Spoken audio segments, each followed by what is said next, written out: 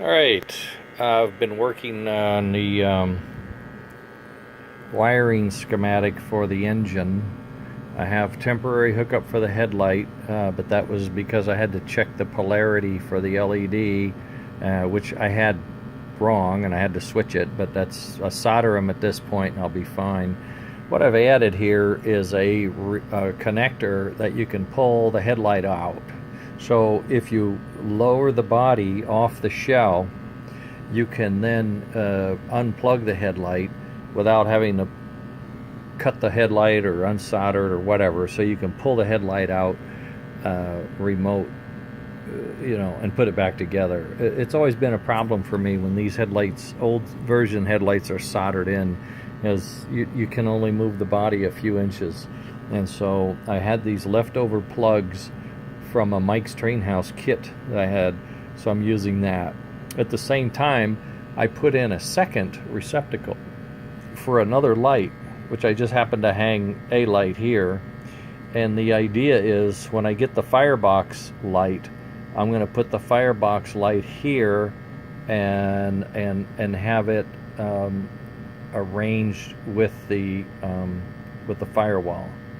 So it'll be attached or somehow glued to the firewall. So when we put it all together, you'll see fire glowing, and you'll have the headlight and the smoke is not connected in the same way because it's all part of the chassis. So to disconnect the two tender to the engine, you just have this one plug, and I'm going to try to mount it up above the engine, up near the firewall.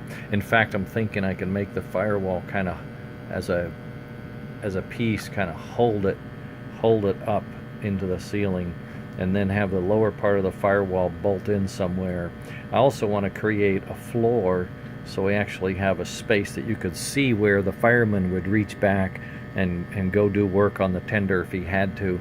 And also might give me room to glue an engineer and a fireman into the cab, which would be kind of fun, especially if you have the Firebox light, so you could see what's going on.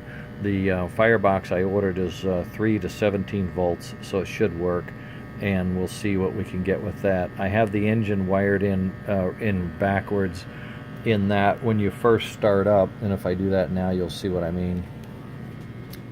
You in your system, I don't know Legacy, but in this one you hit engine and then your ID number, which is 32, and then you can hit aux, and that aux 3 auxiliary 3 fires up the soundboard, and the engine will start to make steam.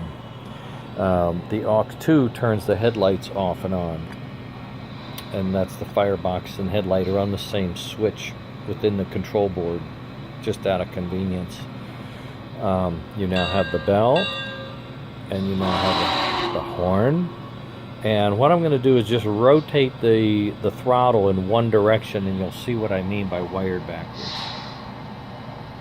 See, the wheels are going backwards, and that's just an indication of the polarity of the motor. So what I need to do is switch the blue and the yellow wires. I should have tested it before I soldered them in, and I didn't. But in any case, it's easy. Warm them up, pull them off, switch them, put it back together. And we've got the smoke thinking about coming out, warming up, a little more power coming. This is a 16-volt transformer, so you're not going to get as much.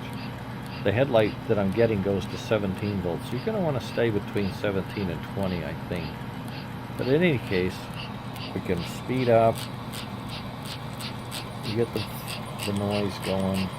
You would have, as you're rolling around, you're going to get that throttle or that chuff sound from the tender. It should be fine. Okay, so you got the bell, the horn. How's that track look? Are we clear? Over. Chatter. And negative. Hold your position. Over. I've got to now solder solder the headlight in place and switch the motor. And I could reassemble the engine and start putting the final bits of the linkage together. And looking at the whole end of the package, pretty close. We're getting there, but this is I wanted to do these connectors for ages. I had some leftovers, so I'm pulling them out and using them on your engine, and I hope that's appreciated, because I know how inconvenient it is when you have to pull that headlight out. But hopefully we won't have to do that for a while. It's an LED. As you can see, it's pretty doggone bright. Okay, that's the story. That's where I'm at. I'll try to button this up shortly.